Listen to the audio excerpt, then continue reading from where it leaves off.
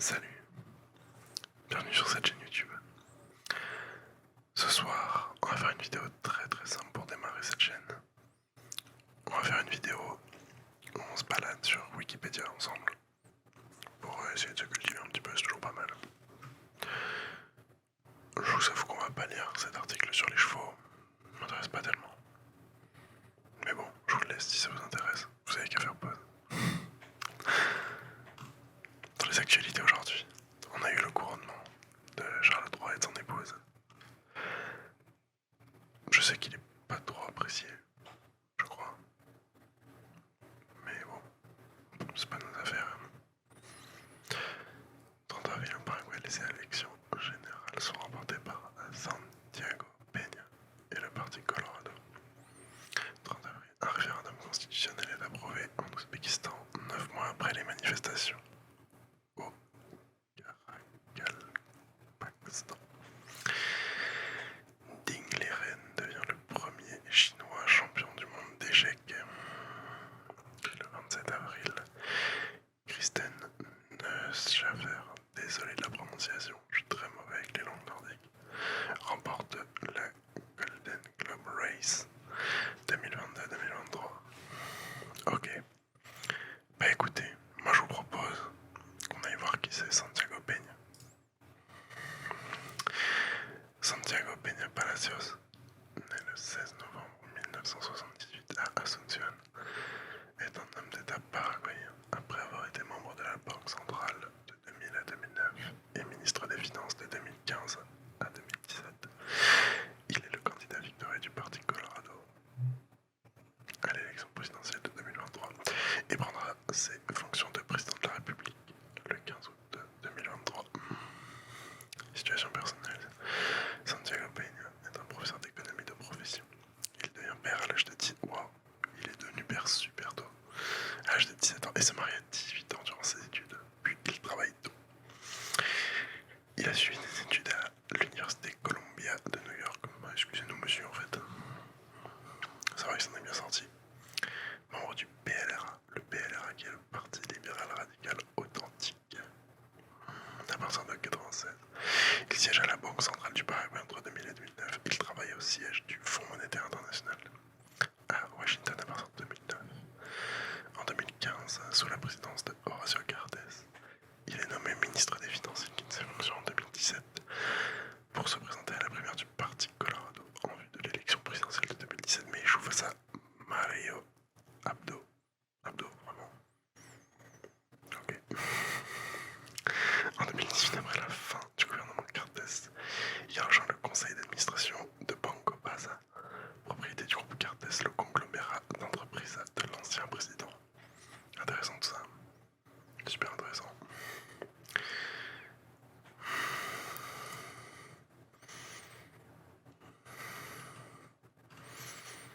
Événements en cours, conflits soudanais, mouvement social en France, manifestation en Israël, manifestation en Iran, invasion de l'Ukraine par la Russie, tour d'Italie. Vous vous rendez compte quand même que parmi toutes ces actualités-là, il y a 1, 2, 3, 4, 5, 6 actualités. Il y en a quand même une seule de bonne. Bref, on va aller voir la seule qui est bonne du coup. Tour d'Italie 2023. Le Tour d'Italie, en italien Giro d'Italia 2023, parce que je ne sais pas le prononcer en italien. Et la 106e édition de cette course cycliste masculine sur route.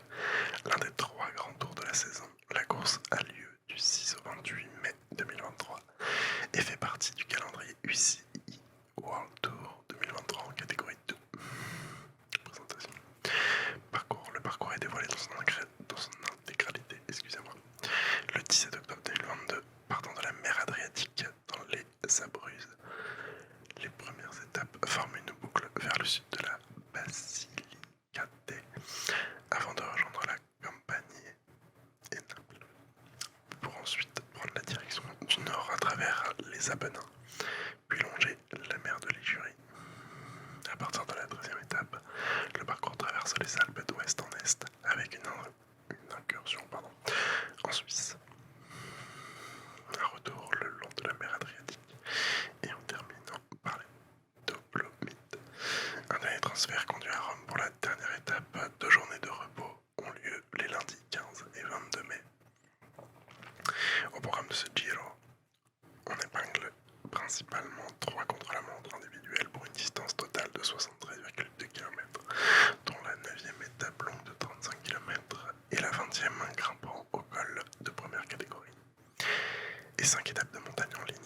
des arrivées au sommet. La 7e étape au Gran Sasso, la 13e à Crans Montana, la 16e à Monte Bondone et la 18e au Val di Soldo et la 19e au Tresimeni Lavaredo.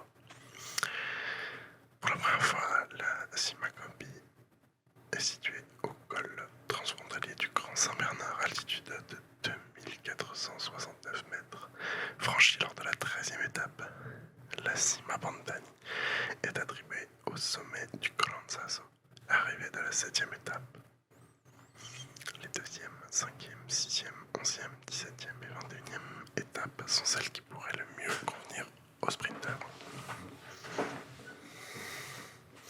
Ok, intéressant tout ça. Vous savez quoi? Je pense qu'on va aller sur le portail des sports. Le portail du cyclisme.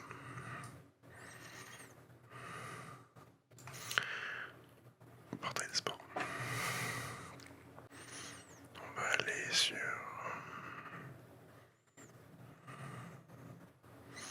André Routis. Donc j'imagine un ancien champion de boxe. 85 combats, 54 victoires, 12 par KO, 24 défaites, 7 matchs nuls. Champion du monde de poids plume. Ok.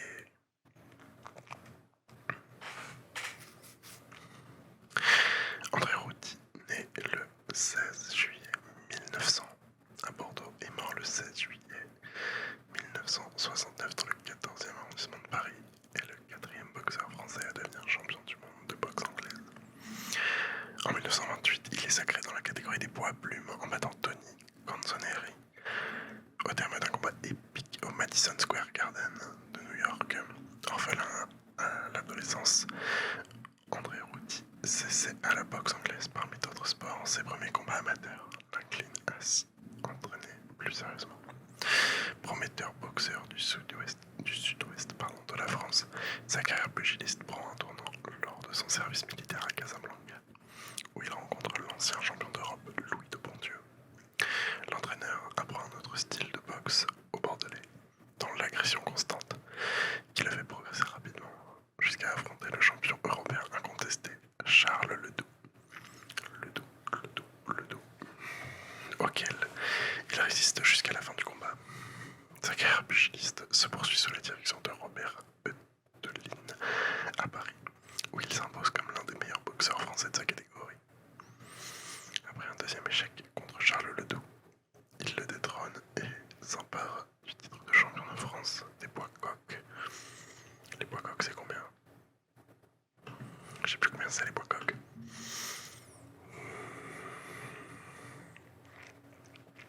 Entre 51 et 53 kg. Ah ouais, vraiment. La limite est fixée entre 52 et 56. La catégorie.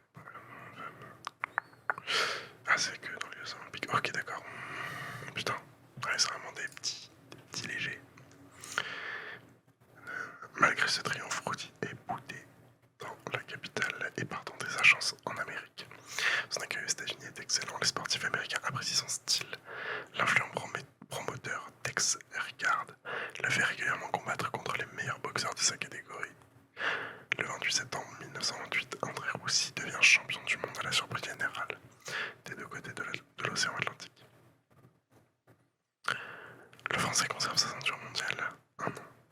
La défend avec succès une première fois contre Buster Brown, avant de s'incliner face au jeune Battling Batalino en septembre 1929. Un mois plus tard, André Routis met un terme à sa carrière de boxeur après une opération d'un décollement de rétine à l'œil droit. Il ouvre en face du Palais des Sports le café chez Routis, qu'il fait prospérer. Manager de plusieurs boxeurs et investi dans l'enseignement de la boxe, il meurt d'une crise cardiaque le jour de son 69e anniversaire. Ok.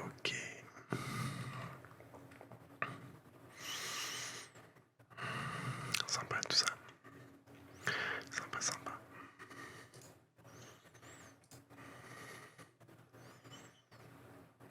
Vous savez quoi? On va divaguer un petit peu. Tiens, le Chrysler Building. Un magnifique bâtiment de New York. Un gratte-ciel de New York.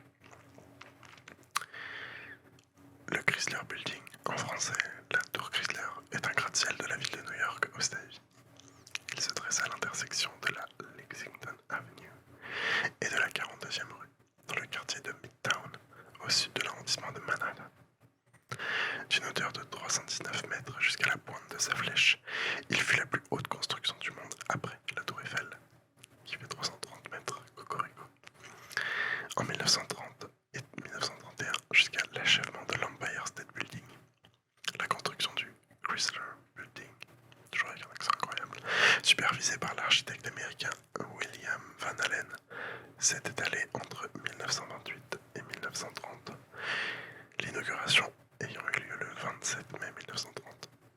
Il a été déclaré National History Landmark le 8 décembre 1976. Le Chrysler Building a été rénové en 1978 avec la construction d'un hall composé essentiellement de marbre, d'acier et de granit, semblable à celui de l'Empire State Building. En outre, la flèche a été rénovée en 1995 car l'acier inoxydable avait perdu de son éclat avec le temps. Le bâtiment appartient aujourd'hui en part égale à RFR Holding LLC et Signa Holding.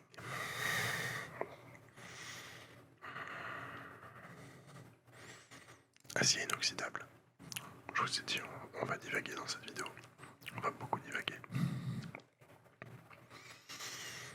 L'acier inoxydable, couramment appelé acier inox ou inox, est un acier alliage à base de fer et de carbone, comportant moins de 1,2% de carbone et plus de 10,5% de chrome, dont la propriété remarquable est d'être peu sensible à la corrosion et ne pas se dégrader en rouille. La présence de chrome en solution au-delà de 10,5% dans la matrice d'un acier provoque la formation d'une couche protectrice d'oxyde de chrome qui lui confère son inoxydabilité.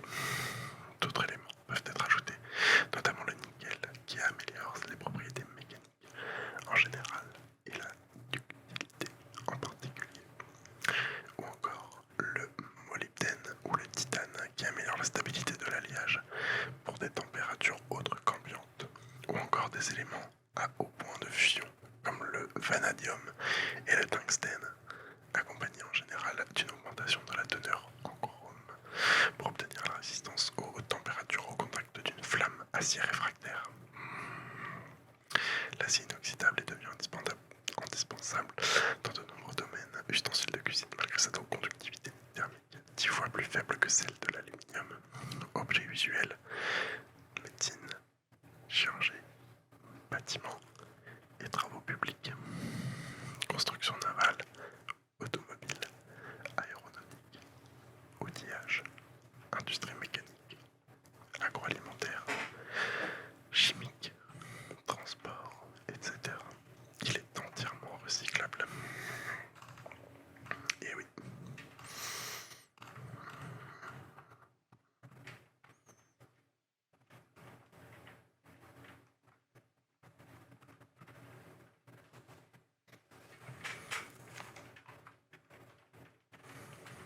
J'entends un bruit, c'était la pluie.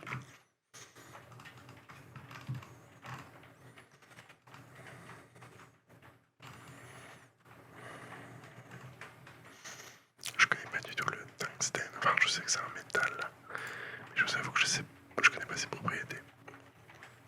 Le tungstène est l'élément chimique de numéro atomique 74, de symbole W de l'allemand Wolfram.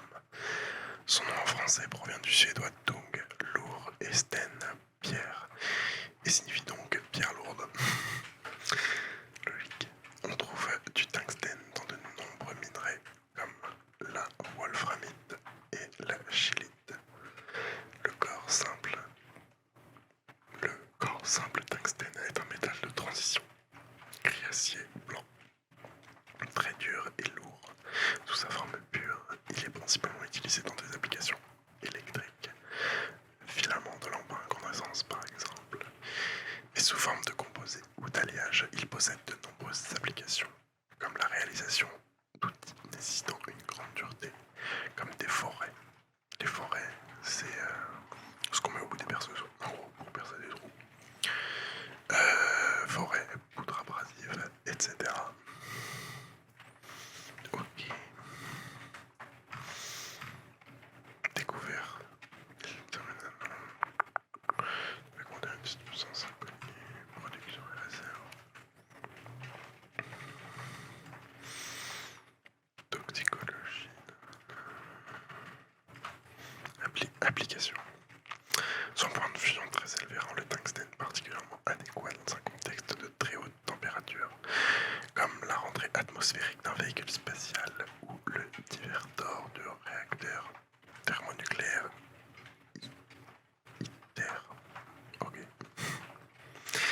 La dureté de la densité de ce métal le rend idéal pour faire des alliages de métaux utilisés dans l'armement, les puits de chaleur ainsi que les poids et contrepoids.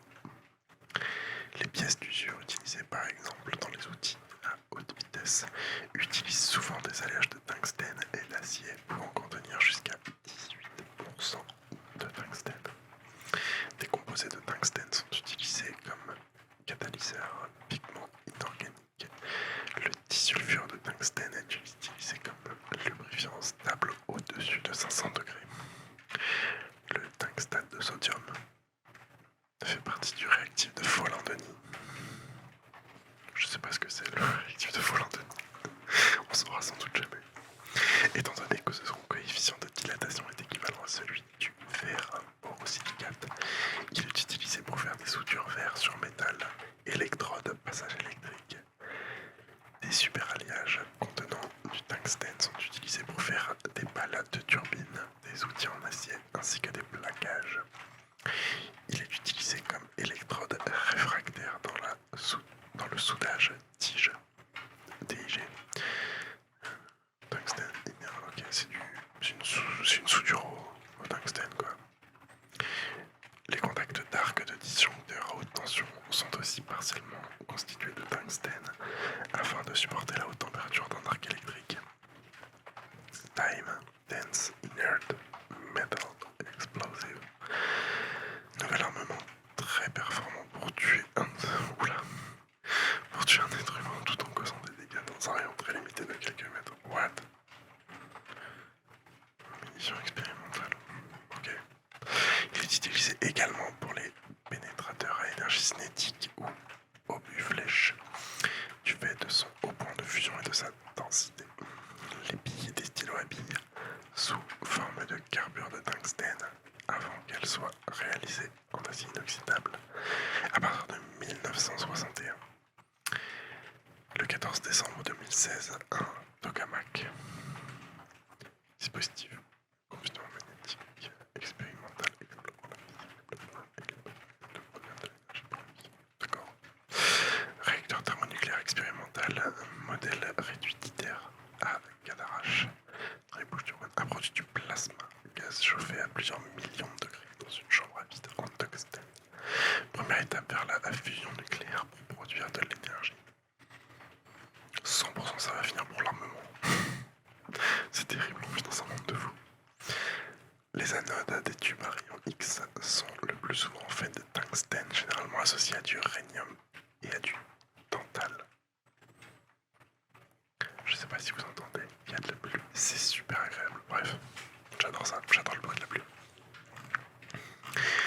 D'ailleurs, j'ai mis comment se forme la pluie, tiens. La pluie. La pluie est un single du rappeur français Orelsan. D'accord, ok, c'est pas ça que je veux, c'est le... Mais non. C'est comment dire, le phénomène naturel, quoi. Pluie. Voilà.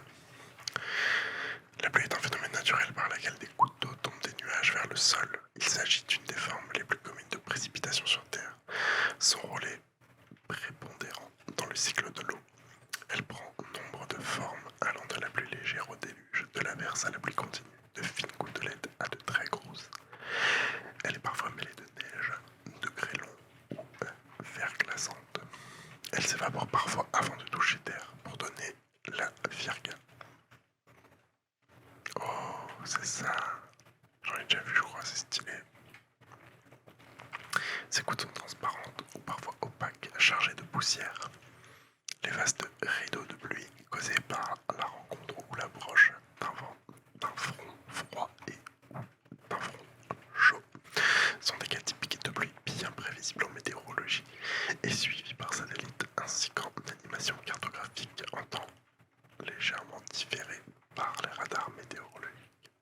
La pluie est naturellement acide par l'effet de dissolution de dioxyde de carbone ou gaz carbonique acide.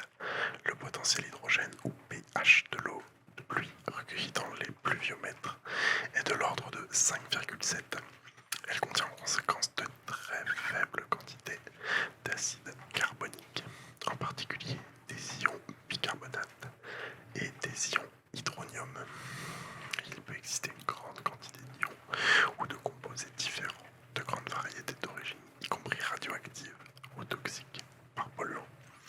Notons qu'en présence d'acide nitrique ou d'acide sulfurique, le pH des gouttes peut descendre exceptionnellement à 2,6. Il s'agit de pluie acide ou à potentiel acidifiant.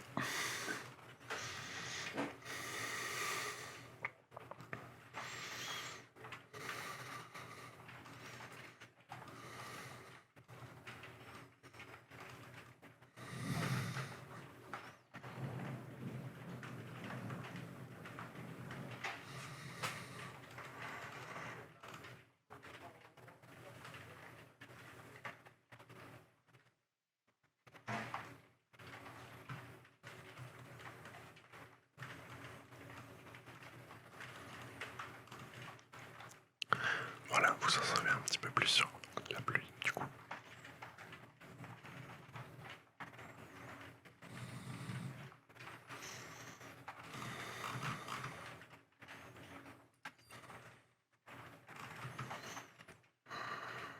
Je sens que vous avez envie d'entendre parler.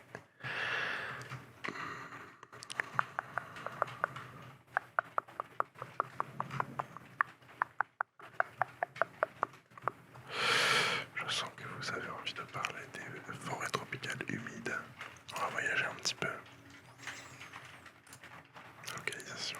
Donc on voit que la répartition des forêts tropicales humides, ça va du sud des États-Unis au nord du Mexique, enfin, comme vous préférez. Nord du Mexique, descend tout le long du Golfe. Et puis j'imagine que ça c'est toute l'Amazonie. Ensuite, en Afrique centrale, je dirais, ouais, Afrique centrale et tout le long de la côte indienne, ainsi qu'à Madagascar. Pareil, côte indienne de l'Inde et toute l'Asie du Sud, même du Sud-Est, pardon.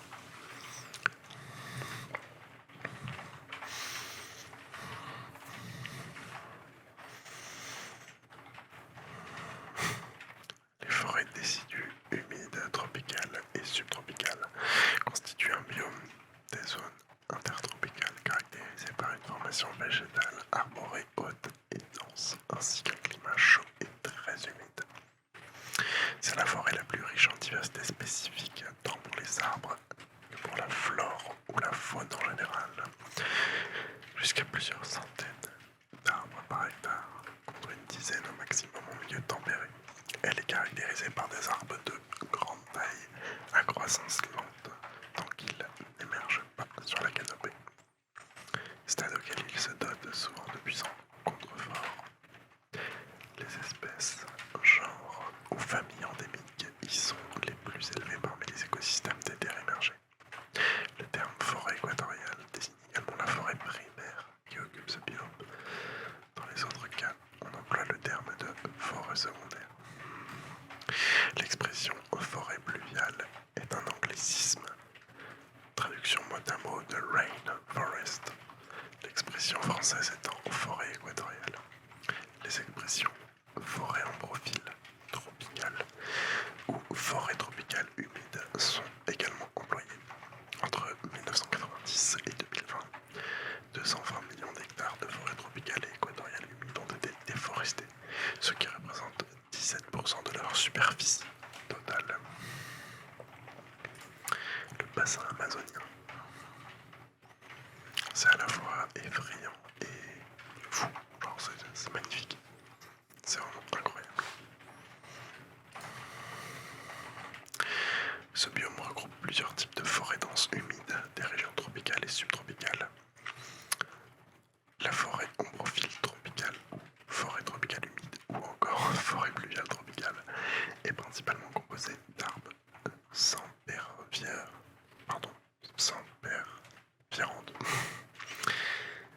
qui restent verts toute l'année et ne résistent ni au froid ni à la sécheresse. Elle comprend notamment la forêt ombrophile de basse altitude, formée de nombreux aux espèces d'arbres à croissance rapide dépassant souvent 50 mètres de haut. La forêt ombrophile montagnarde est riche en plantes vasculaires et en épiphytes et dont les arbres dépassent rarement 50 mètres de haut. La forêt ombrophile de brouillard ou forêt de nuages dont la cime des arbres qui atteint rarement 20 mètres de haut baigne dans une brume quasi permanente. Ça, je sais pas pourquoi ça me fait penser à des paysages de Miyazaki, ce genre de choses, des films d'animation de Miyazaki. Je sais pas, je me vois au milieu de la forêt des nuages là. Je trouve ça beau.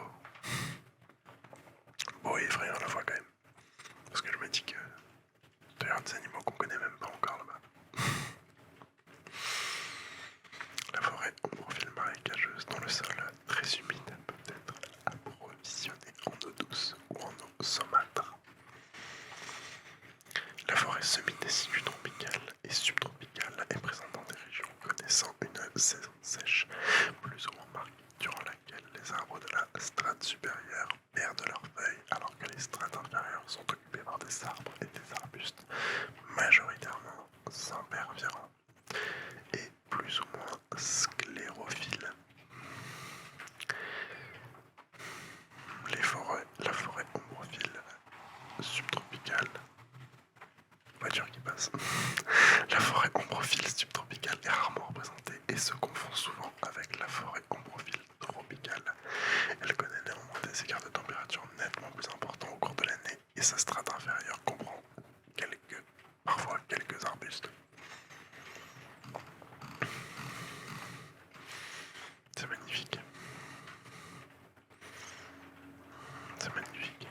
Mais, comme pour le reste, en train de tout détruire.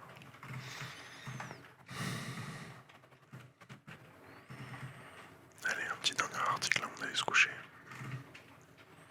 Qu'est-ce qu'on va pouvoir lire? Parlons du sommeil, tiens. Parce que c'est un peu le but de l'ASMR.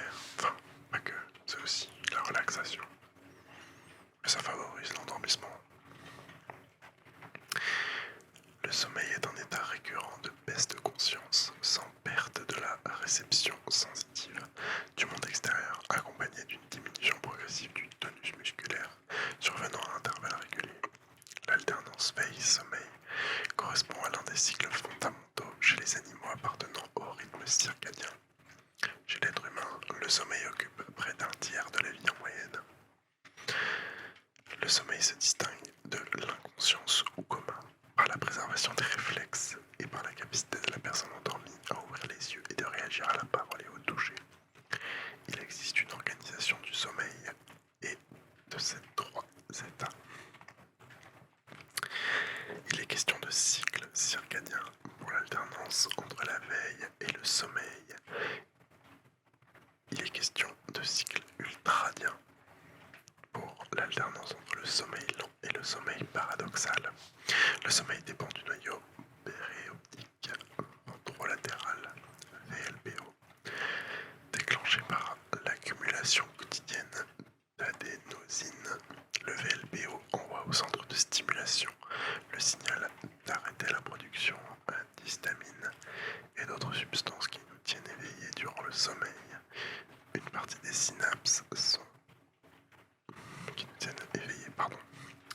Durant le sommeil, une partie des synapses sont remodelées et ce mécanisme pourrait avoir des explications et implications énergétiques, métaboliques, informationnelles et mémorielles. Certaines femmes dorment mal pendant leurs règles. Elles sont 2 fois plus sujettes aux insomnies que les hommes et beaucoup d'entre elles durant la ménopause. D'accord. Et beaucoup d'entre elles durant la ménopause. Les personnes âgées dorment en général moins bien que les jeunes. Les hommes sont 2 à 3 fois plus susceptibles de souffrir d'apnée du sommeil que les femmes. Intéressant. Platon a défini le sommeil comme un percepteur de vie. Le philosophe doxographe grec Théophraste avait écrit un ouvrage intitulé Du sommeil et des rêves en ancien. Je ne saurais le lire. Au IIIe siècle avant Jésus-Christ, le poète latin Virgile dans l'Énéide fait référence à un premier sommeil. La reconnaissance des différentes phases du sommeil est donc ancienne. Le sommeil, dans sa régulation, que son rôle reste un mystère pendant des siècles. Le développement de l'électroencéphalogramme au XXe siècle permet son étude. En 1937, le neurobiologiste américain Alfred Lee Loomis met en évidence 5 phases dans une nuit de sommeil, grâce à l'électroencéphalogramme plutôt. Il les énonce de A à E. A et B correspondaient à la phase d'endormissement, la phase C au sommeil léger, D et E au sommeil profond. Nathaniel Kleitman, directeur d'une unité de sommeil à l'université de Chicago, réduit le nombre de phases de sommeil à 4, A et B constituant un premier stade, C un second stade, D un troisième et E un quatrième, l'ensemble constituant le sommeil lent. Un de ses assistants, Eugène Azerinsky, remarque sur l'électroencéphalogramme des oscillations de grande amplitude correspondant à des mouvements oculaires, un relâchement du tonus musculaire de la nuque chez l'être humain, qui peut relâcher volontairement ses muscles et ceux du menton, suivi d'une intense activité du cortex cérébral lorsque les sujets amorçaient le quatrième stade. La présence de mouvements oculaires rapides ou MOR, REM, Rapid Eye Movements en anglais, permet d'assimiler cette phase au rêve.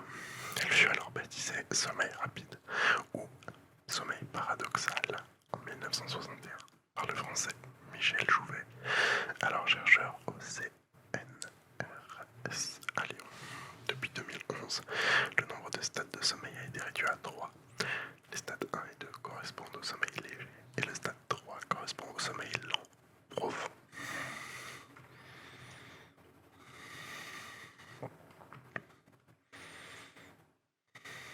Importance de l'heure du coucher. Ça, c'est la partie que je respecte pas vraiment. Parce que là, il est 3h du matin. Elle semble avoir une influence sur le système immunitaire, ce qui ne serait pas le cas de la durée du sommeil. Dans une étude de 2010, les sujets se couchant tard, vers 2 ou 3h du matin, avaient un taux de lymphocytes inférieur de 24% à celui de ceux se couchant plus tôt entre 23h et minuit. Le taux de granulocytes de ceux se levant tard était également 18% plus élevé que celui des sujets se levant tôt.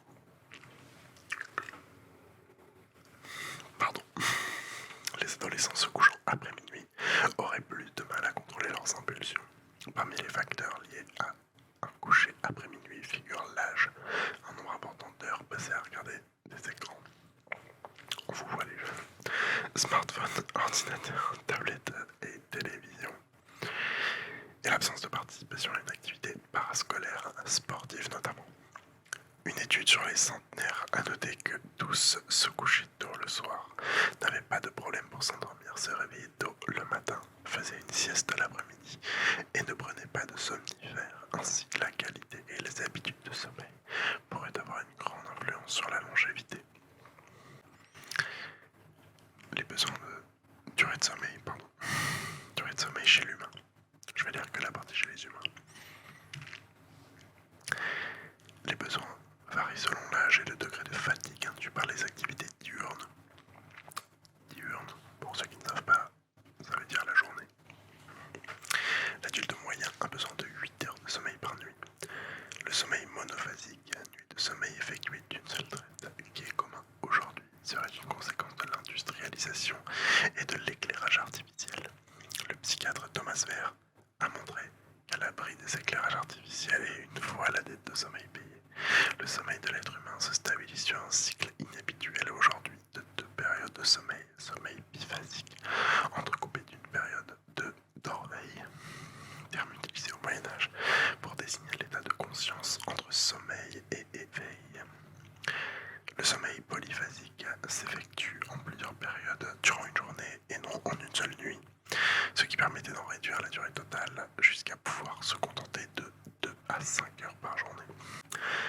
D'après l'historien Roger Ekirch, qui étudie les habitudes de sommeil de l'ère pré-moderne, de 1500 à 1750, la pratique de l'époque est d'avoir un premier repos après le dîner, puis 1 à 2 heures d'éveil vers minuit, et enfin un nouveau temps de sommeil avant le matin.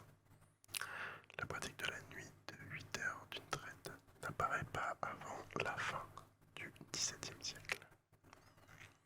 Les moins de 65 ans ne dormant que 5 heures ou moins chaque nuit ont un taux de mortalité 65% plus élevé que ceux qui dorment 6 ou 7 heures par nuit.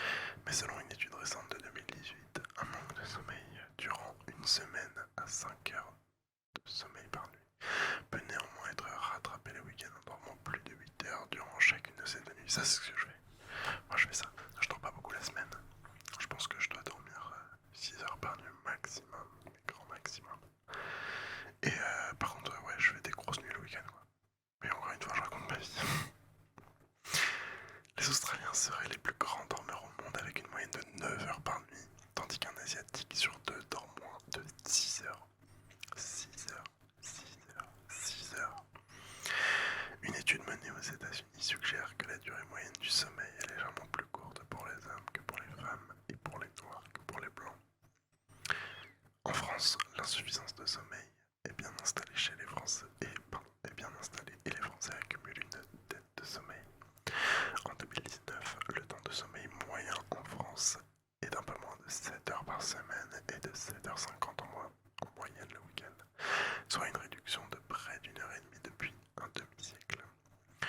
Une étude plus récente de 2012 indique que la durée moyenne quotidienne de sommeil des Français est de 7h05 en semaine et 8h11 le week-end. Sur ces belles paroles, je vous laisse. J'espère que cette vidéo vous aura plu. Je vais faire pas mal de vidéos blabla, je vous avoue. C'est les vidéos que moi j'aime bien, c'est les vidéos où ça parle de tout, de rien. Je vous raconterai des histoires, je vous raconterai ce genre de choses. On traînera sur internet, sur différents sites. Et puis on parlera ensemble. N'hésitez pas à interagir. Laissez un commentaire, laissez un like, vous abonner. Et moi sur ce,